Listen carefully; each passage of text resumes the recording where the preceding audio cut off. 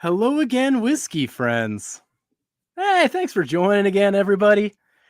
And man, I am really excited. We got an interview tonight with Diane, the executive director of Bourbon on the Banks. This is hitting home for us, particularly because ever since March, we have been planning a trip to Kentucky at the beginning of October.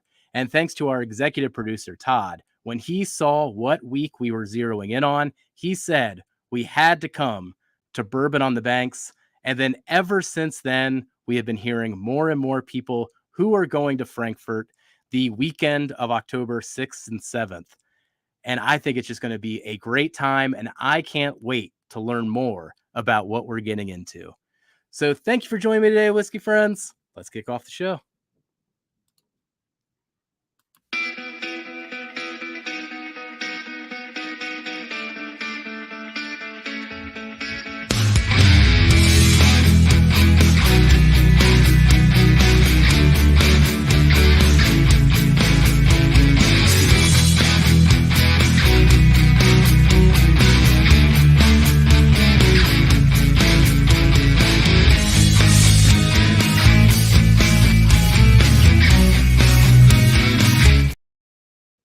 All right. Well, we got 30 people that have come in here so far. I see Livewire Whiskey. I see Richie Z. I see Sugar Kitty. I see Roy R. Does Cocktails. The list goes on and on and on. Thank you, everybody, for joining the live stream here tonight and seeing this interview. We won't go through all the comments today. We'll try to highlight as we go, but we're going to forego saying hi to everybody to kick this off and respect Diane's time. So let's introduce everybody one by one. First, we'll start out in the Whiskey Riff Lounge with his new camera setup, by the way. It looks pretty darn good, but I'll let you be the judge of that. Let's bring in Kelsey. What's up, everybody? Cheers. Hope you guys are doing well. We've got a really, really fun show planned. I'm excited to actually feel physically here. Last week was a little off week for me. I felt completely out of it, whether I'm sure you probably noticed, but feel good tonight, ready to drink some whiskey and really get excited about being there in October for the Bourbon on the Banks, because we're going to have a lot of people there. A really cool event we're going to be talking about in just a few minutes. So thanks, guys, for joining with us. All right. And then we got the Whiskey Saint, Darrell, ready to go as well. How you doing, Darrell? I cannot complain. Eventful days, fun times. 8 o'clock on Wednesday is always my highlight. Get to hang with you guys. Got a nice jam-packed show today.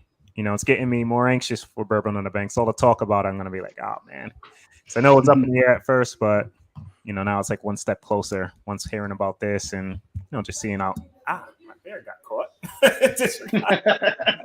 Did your microphone just try to eat you? But no, just really, really excited to see what's going on with this whole event. Heard good things from Mr. Todd, so just excited. Man, I've been debating whether to do a clip show for the 1-year anniversary in a couple of weeks. And I think the beard got caught reaction, might just have to be a little snippet. Oh, man, that was Before funny. we bring on Diane, let's bring on one other person who helped facilitate this entire thing and has also given us some special pours that we will talk about later. But we have our special whiskey friend, executive producer Todd. Hey, everyone. Hope everyone's having a good night and has a nice pour in the glass. I'm kind of getting over some crud myself, Kelsey, so I sound a little nasally, I think. You're all good, brother. You're good, Todd. All right. Let's bring on our special guest, Diane, the executive director of Bourbon on the Banks. Diane, why don't you come in and introduce yourself to everybody? Hello. Thank you so much for having me here. Diane Strong. I'm the executive director for Bourbon on the Banks Festival. And I'm just excited to be here. We appreciate all of our earned media that we get and being on shows like this, because, our bottom line is important to us, and you help us save money on marketing. So thank you so much for doing that. Our beneficiaries appreciate it too. We appreciate having you. Oh man, that is. Well, Diane, before we get into Bourbon on the Banks, let's get to know you a little bit here. What got you into whiskey, and what is your personal go-to or favorite whiskey? Ooh. Okay, so I actually moved to Kentucky in 1999 for graduate school, and really had no intention of staying, but have obviously fell in love with it. But all of our family, my husband and my family, is all in different locations across the country, and it was just us. And we would have occasions where people would come and visit us, and there was a couple things that we did with all of our family that would come and visit. That was go to Keeneland and take them to Buffalo Trace Distillery, which was very new then. Buffalo Trace was anyway. So I grew up in northern Minnesota. I am a beer drinker by trade, and so I was never a hard alcohol drinker, but I always enjoyed the tour, and I always sampled at the end of the tour. A matter of fact, Freddie Johnson led some of those tours. And so fast forward, another year goes by, a couple of years, another family member comes, I sample the bourbon. You know, I still not a huge fan, but it reminds me of those experiences. And now, you know, that's what it was. It was very nostalgic. Every time I drink bourbon, and Freddie Johnson's the one that tells the story so well with that, you know, sharing bourbon with friends. But for me, when I would drink bourbon, it reminded me of the family that I missed so much that would come and visit us. And so that was the story of how I got into bourbon. But it wasn't until I moved to Frankfort in 2017 and joined the local bourbon society that I really started learning about it and appreciating it. And yeah, so that's how that came about. My go-to, believe it or not, is a Knob Creek rye. It's my favorite. Yeah. I'm a rye girl, so I like spicy, I like complex, I like hot. So why the Knob Creek in particular, though? What about that profile is the go-to? You know, I'm not sure. I was introduced to it at the Bourbon Society. One of the earlier barrel picks that they did was a Knob Creek. They've done 2 of them, I believe. And it was that first Knob Creek that I tried that for whatever reason, you know, maybe it was just a really good night. Maybe I was talking to friends and I related that to the experience of the night, but I just latched onto it. It's just, it doesn't get boring. It hasn't gotten boring for me, I guess. Whatever kind of answer that is. Oh, no, I love those 6-year single barrels. I've crushed quite a few of those. I think I actually still. Oh, I might finish mine. I had one behind me for a while. It was a store pick, single barrel rye. I love those too. Good stuff. Oh, yeah. Cannot complain with good whiskey, especially a good rye. Well, let's start off with a good pour here. Everyone in chat, let us know what you're drinking as well. Todd, why don't you introduce our first sample, and then we'll start talking some Bourbon on the Banks. Usually the Frankfort, the Bourbon on the Banks will get some folks together, and this year's group included Amzie Winning, who's the Frankfort Bourbon Society, and he's also on the Bourbon on the Banks board. And then Hunter Coffey, who was the former head distiller at Whiskey Thief. And let's see, who else? One of the guys from Starlight, I don't remember his name. MC knows them all. So it was quite a crew. And then Alan Bishop at Spirits of French Lick. So what we have tonight is a 5.5-year-old Spirits of French Lick pick that they did. It came in at 100.7 proof. It's called Hindostan Falls. And what's really cool about this one is, of course, everyone knows Alan Bishop. He's kind of the alchemist of distilling. And this the corn that they use in this is called Amanda Palmer, and he actually hybridized this corn. It took him 20 years to get it to where he wanted it. So that's pretty cool to use a corn you created in your own, and make a bourbon out of it. And so the mash bill on this is 80-10-10. Like I said, actually went in at 105 entry proof, char 2, and actually came out at 100.7. So the word is, I believe AMC said, I believe it was in a corner that was getting some rain on it, so they may have taken the proof down. But I think it's a really interesting pour. And talking to, you can reach out to Alan really easy. He's like, I messaged him and he was like telling me all about this. So what he focused on with this quorum was to produce amino acids for actual flavor and aroma, rather than, everyone uses that yellow tint. So this is kind of gives it like a really fruity nose to me, I think. So cheers. Let me know what you guys think. Dude, I get all the fruit up front. Like I was mentioning earlier before we went live, like I might have confused this for an American single malt or even an Irish whiskey. Like I know it's only 10% malt, but the malt that's in here just reminds me so much of like that redbreast profile, nose and palate. And Diane, this will be. Go ahead, Todd. I'm sorry. Diane, this will be available to VIP attendees or general public, or what's? So the VIP access ticket holders are going to get the majority of this, and the leftovers, which will be fairly limited, will be available for sale at the March 10th. And we do have another barrel pick, which is a Knob Creek, and it will be for sale as well. But we originally were going to put the Knob Creek in the VIP, but it only gave us 90 bottles. Oh, wow. Short So I know. Yeah. So we didn't have enough. We didn't have enough for our. The word is it's really unique. So I haven't tried. Means it could be really good too. Yeah. Ooh. It's really unique, is what I heard. Keep that in mind. No, this one's real nice. The finish on this thing for 100 proof too, man. It just hangs, and as you're saying, those fruit flavors come through. We may have an end to maybe at least getting a pour of that, right? Right, Diane? Hopefully. Well, as we're enjoying this lovely bourbon here, why don't we go into a little bit of history about Bourbon on the Banks? When did it start, and what was the original inspiration around the creation of the festival? So it started in 2019 with a woman named Wendy Kobler. She worked for Kentucky State University, and I hope that I do her story justice, but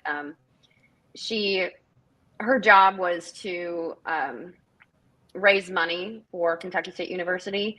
She was an outsider and looked around and saw bourbon, and I think saw that we weren't taking advantage of the bourbon we have and the history that we have here in Frankfort.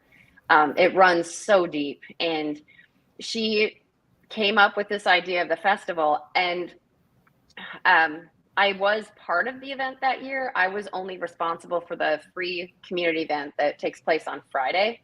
I did get to kind of sidekick with her a little bit to see some of the stuff that she was going through, but yeah, she came up with this.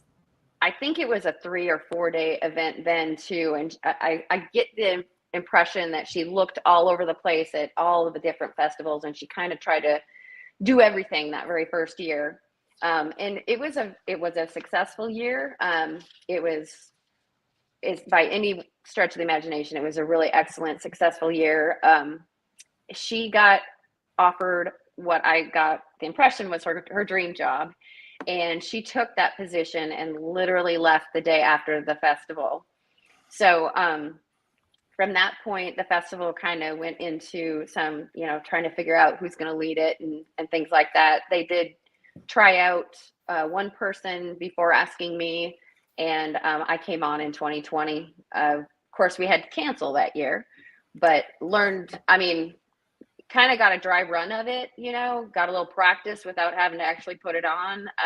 Really investigated the first year, figured out what worked well and kept it, made it better. What didn't work so well, got rid of it, so that's how it started. All right. So you mentioned early some beneficiaries. So I'm of the impression it's a nonprofit organization. Can you give us some more insight Yeah. into what the proceeds go towards? So we are a nonprofit organization. We don't have to give money away to our beneficiaries, but we choose to do that. We have 3 beneficiaries. The first one is the Bluegrass Foundation Fund, and that is simply a fund where we can choose what we do with it each year. That can be tweaked a little bit, but that fund is used for anything that benefits the downtown Frankfort area and the people who visit the downtown Frankfort area. So this last year, we donated $25,000 of our proceeds to that fund. The money went towards improvements at the park where the event takes place.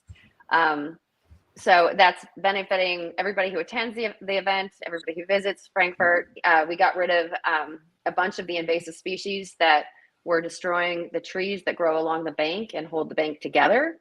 So that was a big goal of ours. We really want to protect the river and the structures that, you know, are keeping the river from, or keeping the land from dropping into the river. Another beneficiary that we have is scholarships.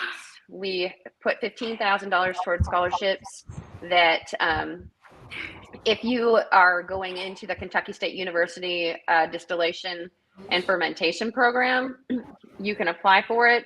Or if you're any student in Franklin County going anywhere into the service industry, you can apply for that scholarship.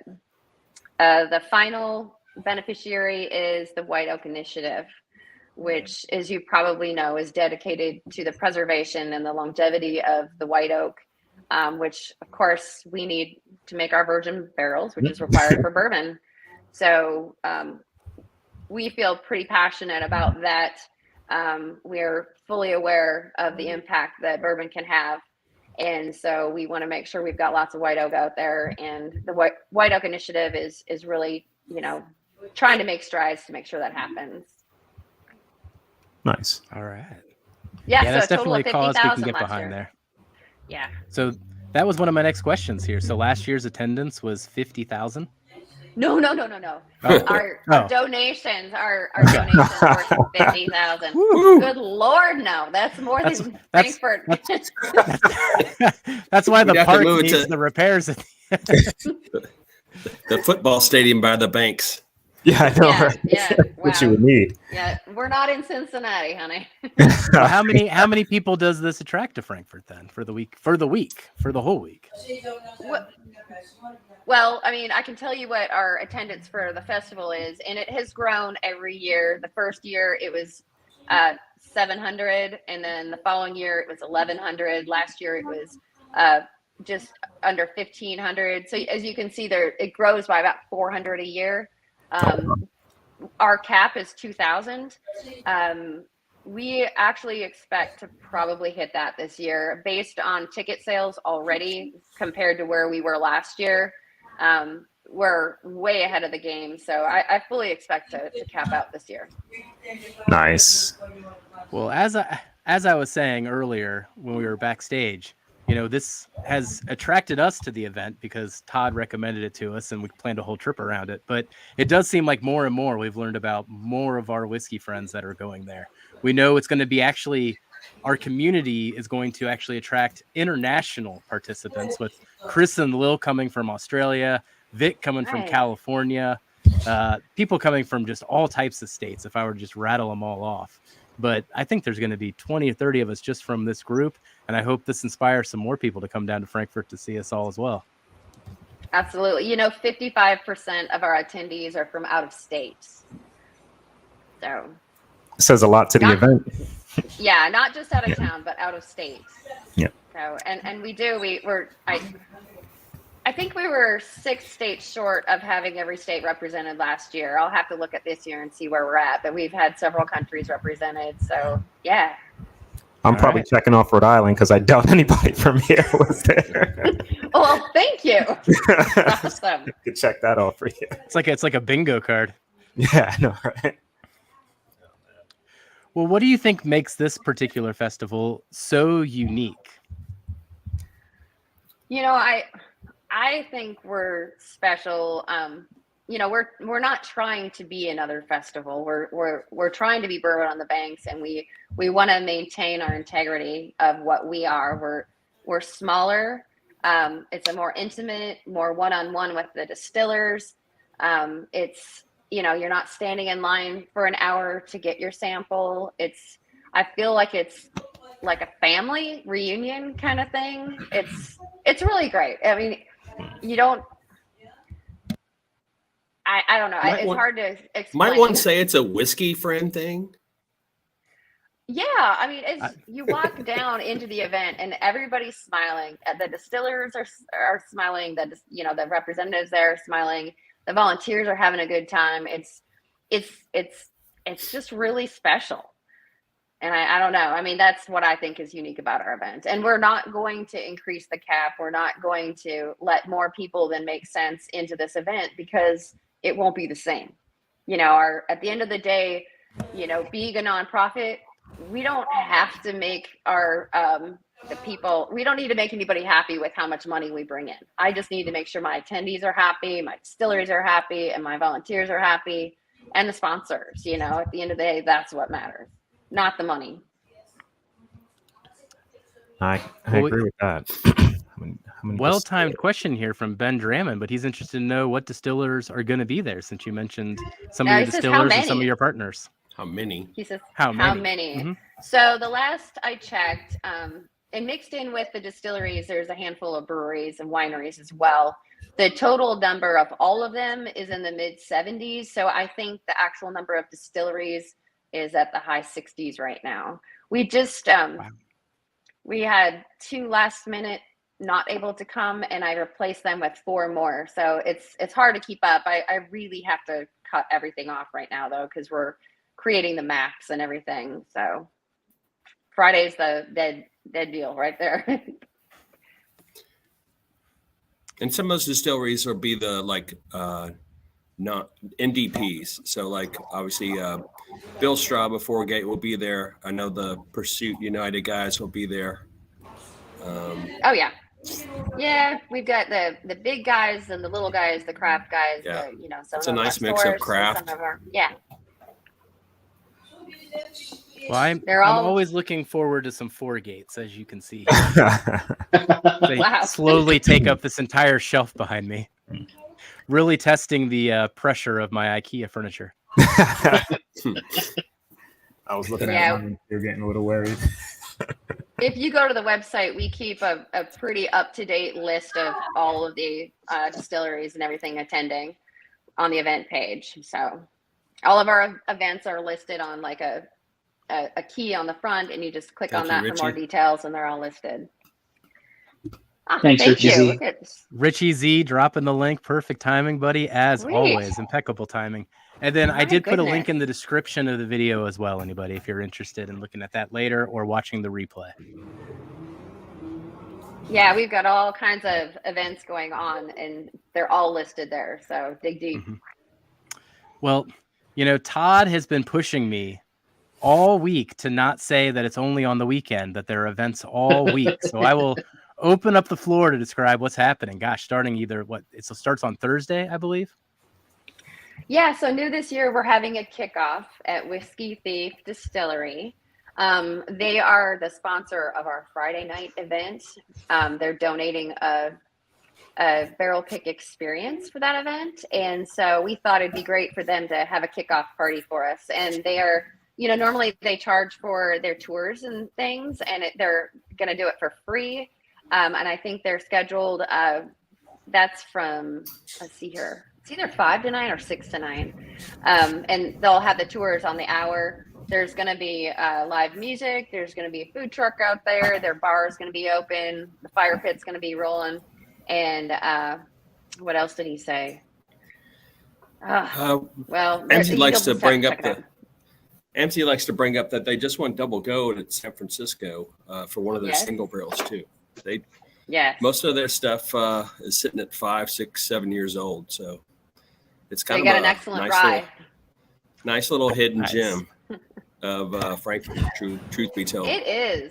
It's a fun place, and it's on a big farm, and it's a great experience out there. So that's Thursday. Friday, we've got the Friday VIP reception and bourbon auction. That's at the Kentucky History Center. It's a really great venue. It's an indoor-outdoor event. We have access to the back patio and the old governor's mansion, which is new to have access to. It's just gorgeous out there. There's going to be 10 different distilleries sampling. I did hear that Buffalo Trace is going to break out some Blantons. I'm super excited about them doing that there. And it'll have a silent auction. We'll have a live auction that ended up or ending the night with, I wish I had my list of the live auction items. They've not been published yet. There's some really, really good stuff on there though. But there is that barrel pick experience with Whiskey Thief that's going to be auctioned off as well. Fun. We're going to have a panel that's going to be Mike Hyatt with Whiskey Trip is going to be interviewing them during the sampling and the dinner. And so we've got Freddie Johnson from Buffalo Trace. I'm a huge fan of Freddie. I think most people are, especially if you've seen the documentary Neat. He'll be interviewed. Brian Hara, the lawyer and author. Matt King, the general manager of Leaper's Fork. Denny Potter is going to be there. Actually, Matt King's not going to be there now. It's April Weller. Sorry, I can't think of her last name. Can't either. But I know she works at Leaper, or she's with Leaper's Fork as well, and she is a Weller. She's a descendant of the Weller family. Denny Potter is going to be there with. He's a master distiller and president of operations for Heaven Hill Distillery. And he was also general manager of Maker's Mark. So he'll be a really good interview. Kelly Tennille, I think she was on our barrel pick. Don't you, Todd? yes, she was.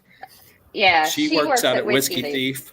And she also won what's that distillers competition on It's Discovery Channel? I forget what it's called. It's called Moonshiners Master Distillers. Yeah. Legal versus Outlaw. Oh, wow. She Okay. won. She Season won 4. season 4. Yep. Lisa Wicker is going to be there. I'm not sure exactly what she's doing now, but I'm sure that you all know that she was with Limestone Branch and Starlight Preservation. Widow Jane, she was the CEO, master distiller of Lyons Brewing and Distilling most recently. So she's going to have a lot to talk about. Andrea Wilson with Michter's. Walter Zausch. I always say it wrong. He's the CEO and owner of Whiskey Thief Distillery. So it'll be a nice little panel. And of course, we've got a lot of people who are attending the event that you would probably recognize as well. So you get to rub elbows with lots of interesting people. It's a great night. Lots of charity money being raised. A lot of the silent auction items are for local charities. DFI, Downtown Frankfort Inc. gets a portion of the proceeds from the auction as well. And they're kind of dedicated to helping the merchants and making our downtown pretty awesome. So that's Friday. Nice. Did you have any questions about Friday before I move on? Actually, you should I mention also that, know that there's the fair on the street, right? Like right outside of where we're staying. Is that what you're going to say, Todd? Yeah, I was going to mention the circus thing. I really should definitely mention that. So that's sponsored by Esprit Credit Union, but it's crazy. When in 2019, when Wendy asked the city about this event, one request that the city had was to offer something to the locals too, not just the bourbon lovers. And this is the event that I created, and it's called Bourbon Street on Broadway. It's completely free. We have circus performers there. We've got human statues. We've got magicians. We've got fire performers. People all over. I've got live art demonstrations. A gal by the name of Danny Green. She does spray paint art, and she performs that, and she gives them away for free. The entire lawn, which is along the street there of the old Capitol, is filled with different entities that are offering free events for kids, or free experiences, face painting, there's balloon tying. You can bring your family down and have a blast from 6 to 9:30, and you don't have to spend a dime, and the kids will be thrilled. But it's also fun for us adults as well. It's the mixed district. You can go in and out of the bars. You can bring your glass with you and walk around. And there is beer for sale and some mixed drinks available on the street as well. So lots of food. We've got several food trucks there, and we've got some great restaurants downtown as well. Also going on Friday is the O.H. Ingram River Aged Pub Stroll.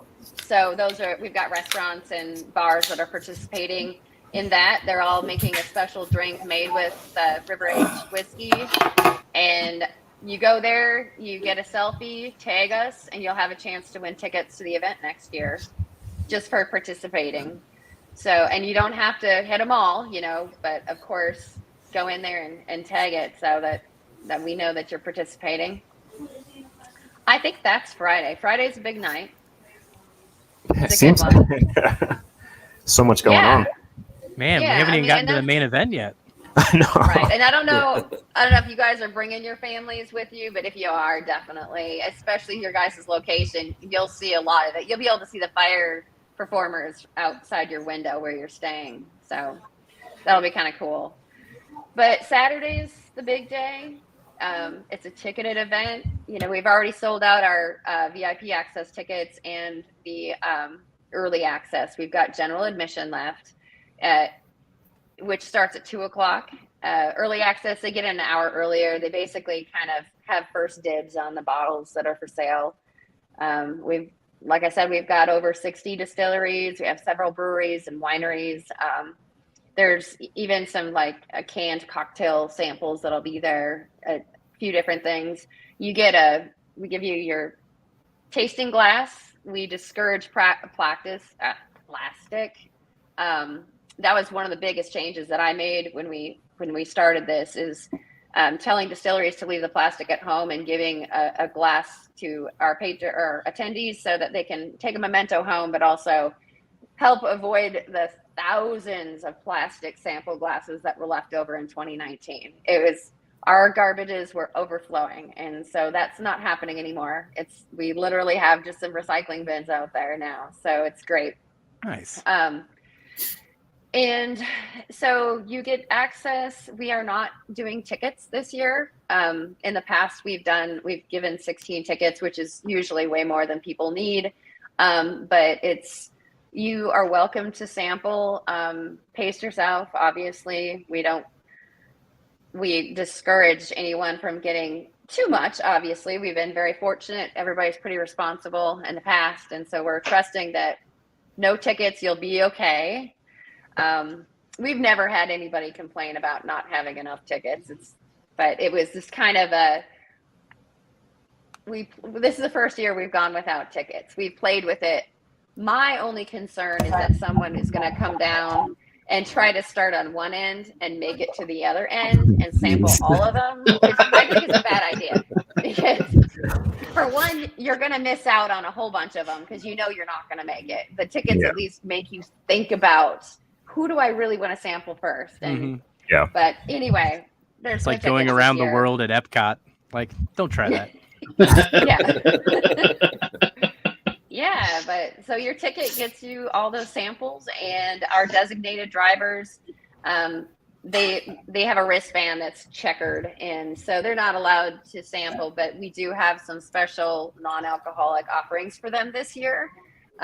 One of the survey questions, what do you suggest or whatever, somebody suggested that we have more options that are non-alcoholic for our D&D guys, and we do. I'm making sure that that's available for them this year. We've got a food court. I've got a gal who sits on our board. She's a big time volunteer with marketing and stuff, but one of her jobs is to curate the food truck lineup and make sure that you've got lots of variety, lots of things that go well with bourbon, we're encouraging small bites this year, so you can have a bourbon in one hand and a small bite in the other, and you don't have to take too much time to eat. And so it's great. We've got I've got about 20 vendors or merchants this year. They are all bourbon related. So it's not a craft show. You don't show up and somebody's going to, sell you markers or something. They're all very specific bourbon related vendors, and they don't overlap. So I've got one bourbon candle vendor. I've got one bourbon cologne vendor. They're all very unique. And most of them, they're just really impressed. And by the way, this Copper, I think they're called Copper 51. I stumbled upon their bourbon cologne, and I got some for my husband, and I am telling you what, that is some good cologne, and it lasts forever. And he's almost out, and I'm totally going to get some more of that this year. It is definitely worth every penny. But yeah, so that's Saturday. And new this year, our after party, instead of being all the way across town at Goodwood, who sponsors that, we've actually moved the after party right next door. So you literally walk out the door. It's not a door. You're walking under a bridge, and you land in the after party, which is going to be a live band, and they'll have food for sale, drinks for sale over there. Keep the party going a little bit. That's from 4 to 8. So it overlaps. A lot of people that show up at 1, they're not going to close it out. So they'll leave a little bit early and they can go to the after party. And we have music inside the festival as well. There's actually 6 different musician stands. One of them is right at the entrance to greet you. They're playing and keeping you entertained as you're going through the line. And then the other 5 are spaced out throughout the event. They're not headliners. You don't sit and watch the band. They're there for background, and they're all really good. They have, we've got country and jazz and all the different genres covered there. So it's great. I mean, you got to come experience it. We'll be there. Absolutely looking forward to it. So if there's one thing that we should make sure we experience either on Friday or Saturday, what should it be? Todd, what do you think? Because you actually have attended the event. I've only worked it. Oh, that's tough. We do have one more. We have one more event. Yeah. I think Saturday's just awesome. I mean, there's people everywhere. There's music going on. Hopefully, well, Diane's already promised we're going to have good weather, which, I mean, it's going to be October 7th. Of course. It could be, 80 degrees. It could be 50 and cool. Who knows? But it's just usually what I like to do is take a stroll, see who's there, and then like you guys, I'm probably going to look for stuff I've not tried, and that's kind of my jam. And it's just really cool to talk to the folks that are pouring, and you never know who you're going to see. I think Alan Bishop's going to be down there with Spirits of French Lick. Brent Elliott's been there before, so yeah. So we've got several. If we have perfect weather, it's like one of the coolest places just to kind of, I mean, you'll lose track of time. It's just awesome. You're literally like a half-mile walk from Buffalo Trace. I mean, you could literally walk the path that all these vendors will be right off of both sides and be at Buffalo Trace in like 15 minutes or something. I really thought you were going to say we could literally walk the path of the buffaloes to Buffalo Trace. I thought that's what you were going to say. It may very well have been. It may very well have been. Yeah. This is true. Well, I have taken that path myself, if you're calling me a buffalo. So I have walked it and ran it. So. Darrell, Kelsey, any questions on your side? And I'm interested to know what you think of the Spirit of French Lick before we move on to the Wilderness Trail. I may have gotten the samples swapped up because the one that I started with was not real fruity forward, but this one is. So I think I got them backwards. But the one that I'm drinking right now is super fruit forward. It's totally my lane. I love those fruit forward notes. I think, the thing that I would say, since I've had so many technical difficulties that I'm about ready to throw this camera through the window.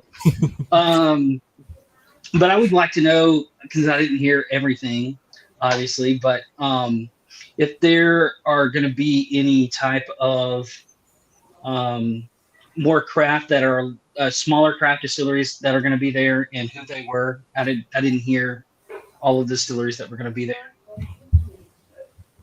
Do you know of any Can you rattle them off, particular? Diane? I know a few of them. I mean, There's B-Bird. I can bring up my there's spreadsheet. I'll have to MB get off my Roland. phone. Well- Obviously, Whiskey Thief will be in the house. Yeah. Um, Oh my God. I know. Is Hartfield going to be there? Hartfield out of Paris. I think so. Yeah. I'm worried that if I bring up my spreadsheet that I'm gonna lose you guys. It's I don't know okay. how It's not a big We're deal. all Okay. good. Okay. We're all good. It'll be fun. I'm really looking forward to it. I've only been to Frankfurt a couple of times, and the only place that I was able, because I was on a really tight schedule, was Buffalo Trace while I was there. But I know did Mattingly move to you guys over there in Frankfurt? Not yet. Not Okay. yet. They will be there though. Jay Mattingly, Bourbon 30. Yeah. Yes. Bourbon 30 will be there. But they have not started because they're supposed to move across from Buffalo Trace, but that hasn't happened yet. Yeah, Gotcha. that renovation is still in process, I believe. Yeah. But we've also got several bourbon societies that come and participate in the event. They offer some experiences, and that's part of the deal. It's like you have to do something interactive with the attendees, and we've got bourbon women there. The whiskey chicks are going to be there as well. Louisville Bourbon Society, Lexington Bourbon Society, Kobe, which is out of Louisville. Is Bourbon Night coming back? Yes, it's Bourbon Night. Yeah, Sarah Bourbon and Chad Night will be there. in the house. Yep. The Bourbon Road is going to be there in a big gigantic tent again, and Whiskey Trip will be there with the Bourbon Life in another gigantic tent. They're equally sized tents, so I don't think they're competing. But boy. One thing of note that you did mention is pretty much in every scenario, you should be able to buy a bottle if you taste something and you like them, right? For the most part. Correct. So legally, you have to have a Kentucky distillery license to be able to sell bottles. So those distilleries will be selling bottles if they so choose. But like out of state and those that can't sell bottles do have the option of making sure that the Capital Cellar, which is our local liquor store, they will carry bottles, and you can purchase them in there at the event. Okay. So Okay, cool. you'll get to go home with them, or hopefully, like most of anything that you're looking for. So, and that is a gigantic feat on their part. They've been great partners. They joined us last year to make this possible, and Luke Patrick down there he's a great guy, and he's trying to work with the distributors and these distilleries to make sure that they've got some product available for everybody. Oh, I love that feature. I was at a festival 2 weeks ago over at Sagamore Farms, and they had local Maryland distillers that did the same thing, and you could try the sample and you could buy it on the spot. So I was able to get some Old Line, which I'd never heard of before, and now I've got 2 different bottles of Old Line. I just keep collecting the bottles of Old Line, but wouldn't have known about it if it wasn't for that event, and then wouldn't have been able to bring it home either. So, Right. well, we've got real quick, Diane, we got 16 minutes left. Okay. So I just want to give a time check, and then after what Diane's got here, Todd, be ready to introduce the Wilderness Trail. Sure. I just wanted to mention Sunday we have an event that's brand new this year. It's an actual tour on the Bourbon Bell, which is a boat that goes up and down the Kentucky River. It's a 49 passenger boat. This event is only open to 36 people, and it is a bourbon pairing experience with Chef Weta Michael. Fun. She's a phenomenal chef, very well known. And the pairing experience is actually an educational thing. You're not getting like a dinner or anything. They're micro samples of food to teach you how to, understand these flavors and pairing them. But there'll be appetizers as well available afterwards, along with extra pours. And I will say that O.H. Ingram River Aged Whiskey is going to be the whiskey that's served at that event, or the bourbon. And so I thought that was fitting. But yeah, so you'll be going up and down the Kentucky River, just, you know, gorgeous setting on a Sunday, and that starts at 2. It's about a 2-hour event. So those tickets, there's still some of those available if anybody is interested. If you're able to stick around on Sunday, I think that'll be one of those experiences it'll be pretty unforgettable. Oh, Just to touch on that, Diane, those tickets are available on the Bourbon on the Banks website for everybody else They as well? are. Okay. They are. Yes, that whole front page has got, like I said, it's got a tab for each event that's happening. And of course, that one's the last event because it's on Sunday. So you kind of have to scroll down. But yeah. Got it. all right. So, Todd, Okay, what are we about to drink? This next one was last year's pick, and they did a wilderness trail, and they chose actually a wheated bourbon and their high rye bourbon, and they were like, "Hey, let's blend them and see what happens," kind of thing. So, yeah. So, this Do is we what know came the out of age that. on this? There you This is- All right, here, this I'll is- zoom in on this there's one no here. age statement. Oh, actually, 4 years, 4 months. There it is. Nice. 4 years, 4 Very months. nice. It's 111.01 proof. And I'm telling you, it's just like wedding cake to me, like the nose on that thing. Is it like wedding cake opening a brand new with the bottle. fondant? Yeah. Yeah, Diane, thank you so much. So Diane has been saving this bottle, and she decided that she was going to open it and take a little swig of it. Yeah. Just slam. Bottle Yeah, I top was early. going to save it as a memento, but what the hell? Whiskey's still a for few more drinking, down here, Diane. Bourbon's for drinking. Oh, is there? That's a beautiful- Good to know. So Shopping. Jason's got a question for you here. Yeah, will there be shopping carts available for the bottles after trying them? So he wants to walk around the festival with a shopping cart, tent to tent. It's a real, it's a struggle. I know, but we do have some bags. We've got 2 pocket bags that we're giving away, and there's some Kroger 6 pocket bags that we also will be giving away until they're gone. And you are allowed to bring in, you could bring in a suitcase on a roller if you want, but we just need to look inside of it. It's not a big deal. We just don't want to, packed with ammo or something. But yeah, it will be his first Kentucky trip ever. So he's definitely probably going to have to, hand deliver some bottles back to himself. I would along the drive. way. I would drive. Yeah.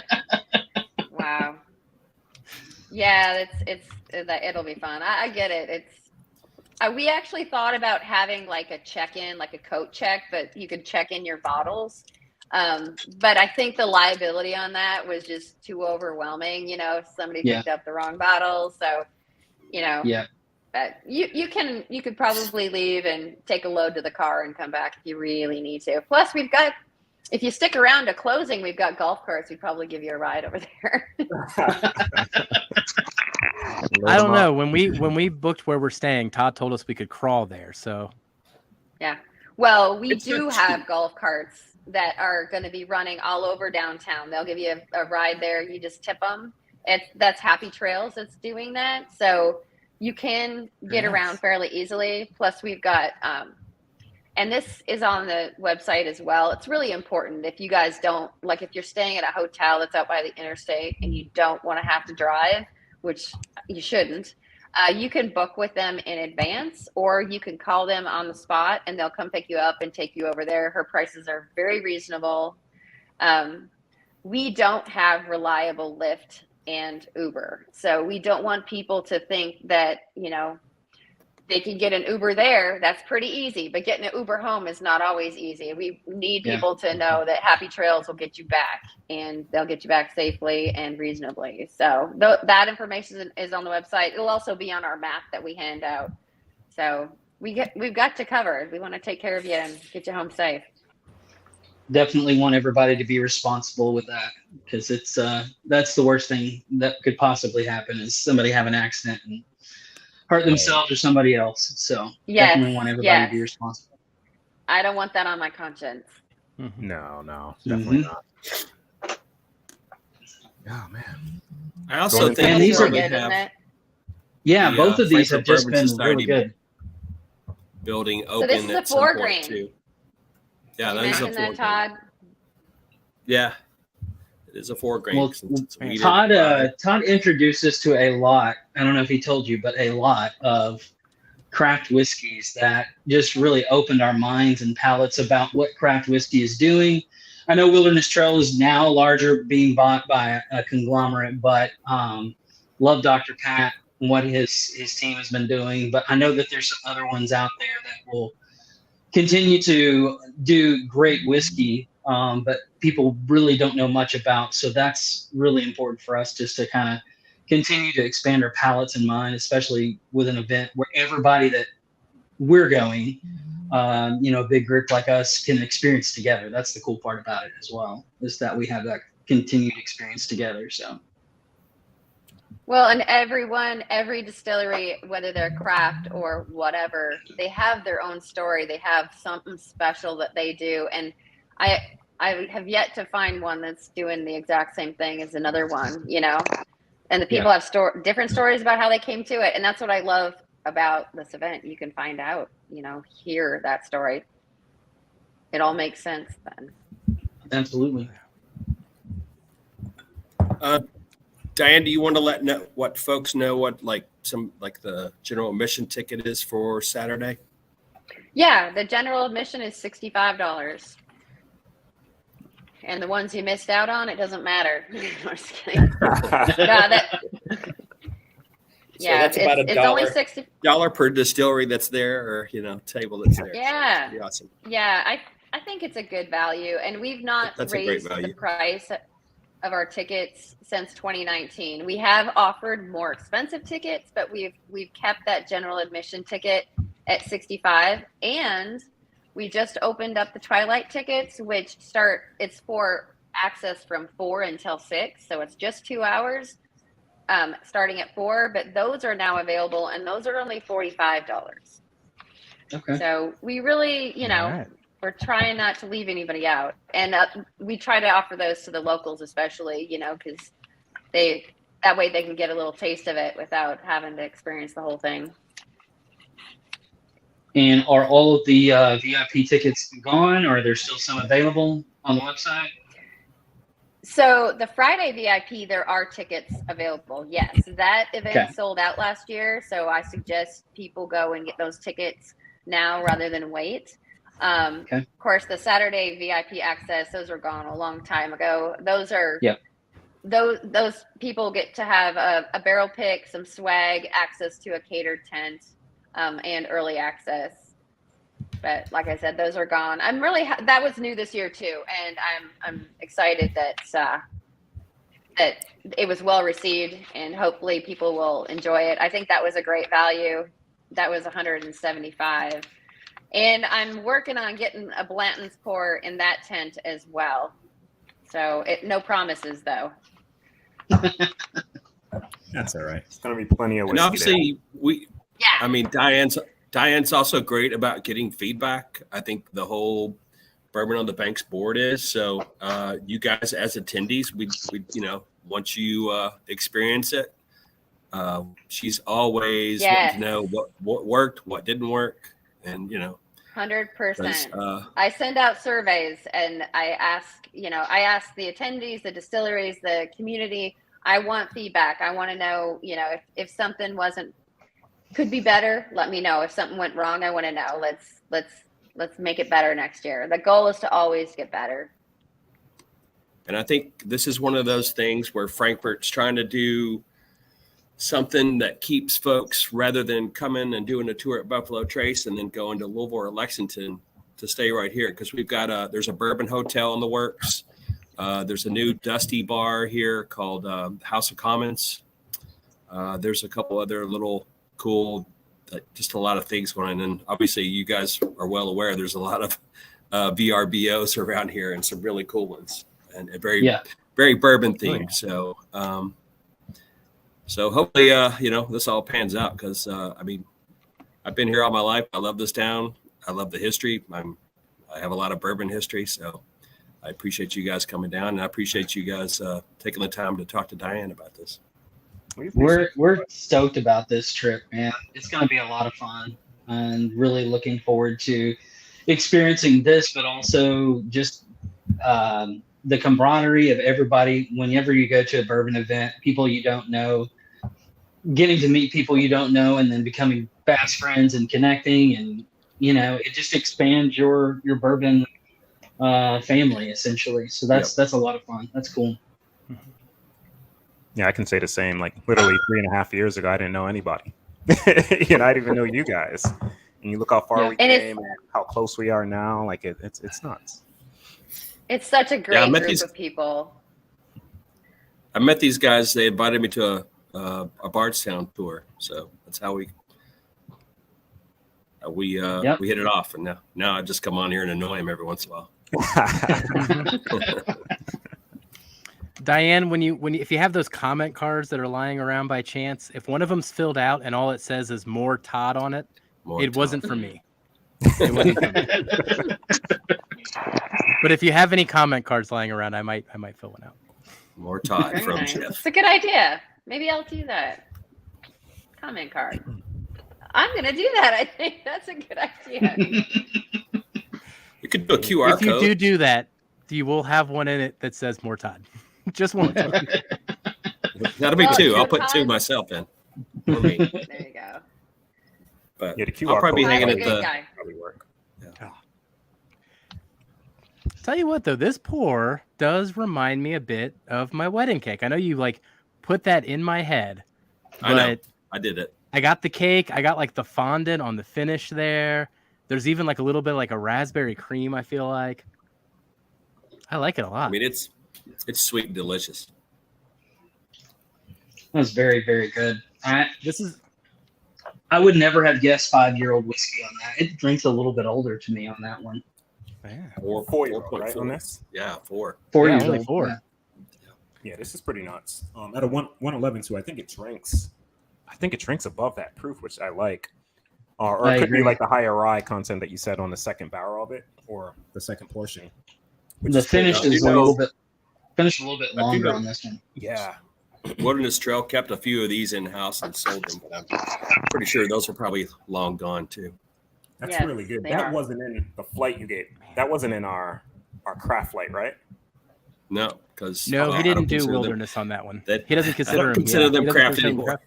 Okay. Yeah. Because what do they got? 6-7-year-old stuff now too. Yeah. Plus 8-year. They released an 8-year this year.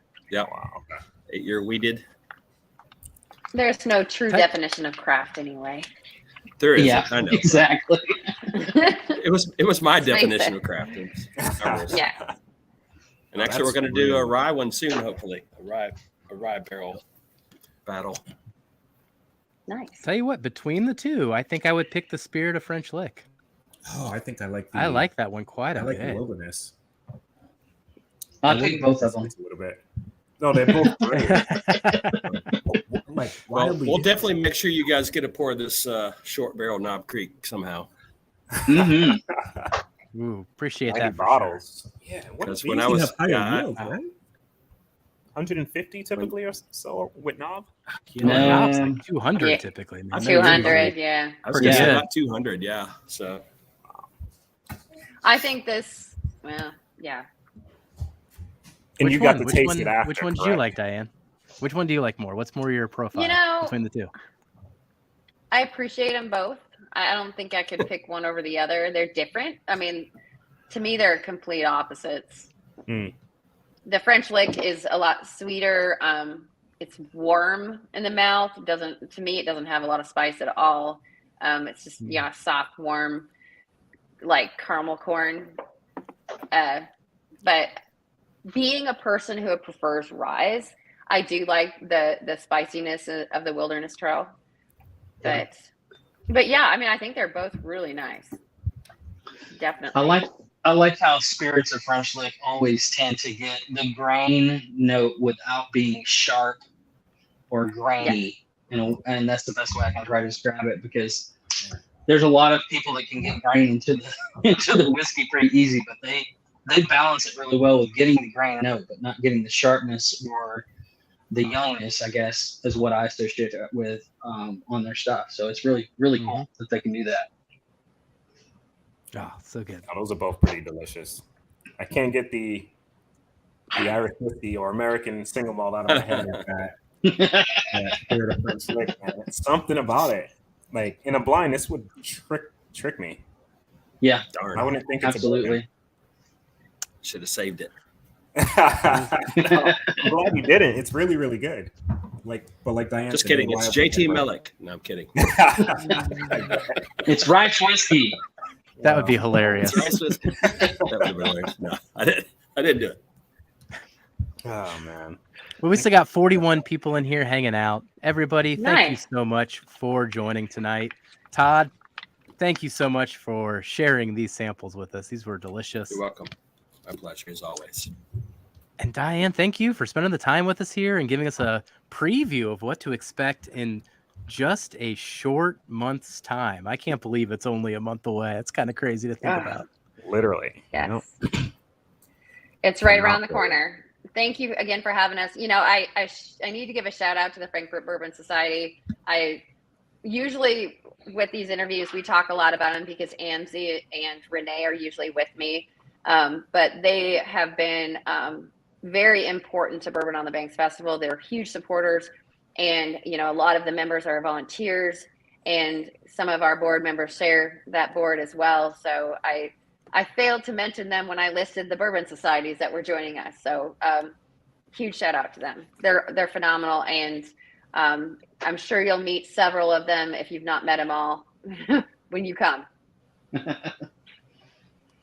Awesome. Well, Darrell, Kelsey, anything to say before we sign off here?